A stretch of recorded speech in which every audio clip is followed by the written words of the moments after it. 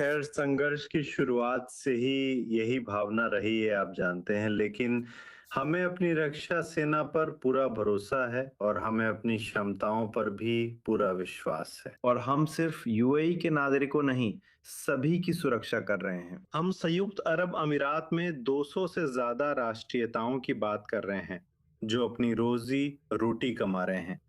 फिर एक आतंकवादी शासन नई धमकी देता है। यही तो हम आईआरजीसी से उम्मीद करते हैं, है ना? बिल्कुल। ईरान साफ तौर पर दुबई, अबू धाबी के एयरपोर्ट्स और जेबल अली पोर्ट को धमकी दे रहा है, जिस पर यूएई की अर्थव्यवस्था टिकी है। उसे इस्लामी गणराज्य असल में धमका रहा है। यूएई अब तक आप कह सकते हैं यूएई ने कूटनीतिक भाषा में जवाब दिया है, संयम बरतने की अपील की है। क्या आपको लगता है कि ये एक संतुलित प्रतिक्रिया है या ये आत्मविश्वास का संकेत है कि ईरान आगे कोई कदम नहीं उठाएगा? क्या आपको लगता है अबू धाबी ऐसी स्थिति के लिए तैयारी कर रहा है जिसकी उसे उम्मीद है कि वो नहीं आएगी? मुझे लगता है कि ये दोनों का थोड़ा-सा है। यूएई हमेशा अपने सार्वजनिक बयानों में संतुलित रहा है, क्योंकि बयानबाज़ी को बढ़ाने से सुरक्षा में कोई सुधार नहीं होता। साथ ही संयत कूटनीति का मतलब तैयारी की कमी नहीं है। संयुक्त अरब अमीरात ने वर्षों तक अपने बुनियादी ढांचे की सुरक्षा में निवेश कर विभिन्न परिस्थितियों के लिए तैयारी की है। तो मैं इसे मुख्य रूप से तैयारी से समर्थित आत्मविश्वास के रूप में देखूंगा।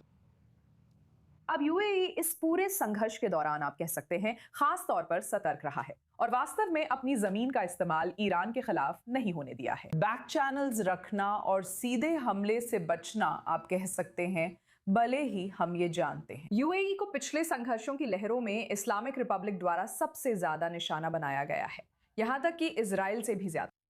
फिर भी ईरान द्वारा उसे धमकी देना यह दिखाता है कि शायद उस तटस्थता की भी कुछ सीमाएं हैं। मेरा सवाल है, क्या आपको लगता है कि यूएई की विवाद से दूर रहने की नीति अब खत्म हो रही है और इस बार यूएई से गंभीर प्रतिक्रिया आएगी? मुझे नहीं लगता यूएई की रणनीति कभी सुरक्षा की गारंटी देने के लिए नहीं थी। इस रणनीति का मकसद जोखिम कम करना और कूटनीतिक रास्ते खुले रखना था। आप जानते हैं, भौगोलिक स्थिति ऐसी है कि खाड़ी देश खुद को क्षेत्रीय तनावों से पूरी तरह अलग नहीं कर सकते। फिर भी हवाई अड्डों और व्यावसायिक बंदरगाहों जैसी नागरिक संरचनाओं को धमकाना लापरवाही है और क्षेत्रीय स्थिरता कमजोर होती है। अगर ईरान वैसे भी धमकियां दे रहा है, तो ये ईरान के दबाव बढ़ाने की कोशिश के बारे में ज्यादा कहता है, बजाय इसके कि ये यूएई के दृष्टिकोण के बारे में कुछ कहे। यहां आपके लिए एक बहुत ही छोटा सवाल है। क्या आपको लगता है कि संयुक्त अरब अमीरात में लोगों की सोच इजराइल को लेकर बदल गई है, खासकर इन रिपोर्ट्स के बीच कि इजराइल ने ईरानी मिसाइलों को गिराने में मदद की?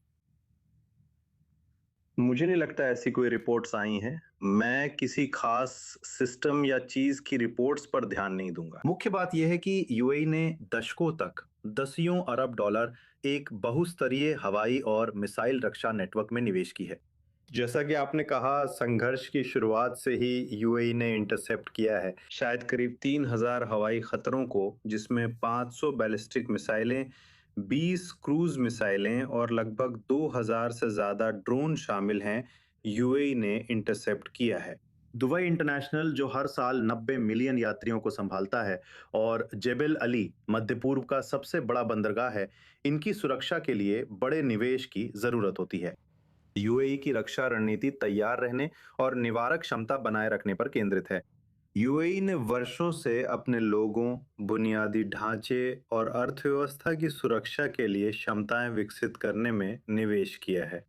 लेकिन फिर भी ईरान के खिलाफ भावना हमेशा से एक जैसी रही है। हम इस शासन की बात कर रहे हैं जो मूल रूप से पूरी दुनिया के हर किसी को बंधक बना रहा है। ये तो आमने सामने के टकराव में भी शामिल नहीं है। या तो मैं या फिर पूरी दुनिया। मूल रूप से पूरी दुनिया मेरे साथ ही डूब जाएगी, समझ रहे हैं? तो यही भावना है। ठीक है माजिद, मैं आपको हमारे साथ जुड़ने के लिए बहुत धन्यवाद देना चाहूंगी। आपका नजरिया सुनना वाकई दिलचस्प था और मैं इसकी सराहना करती हूँ। धन्यवाद।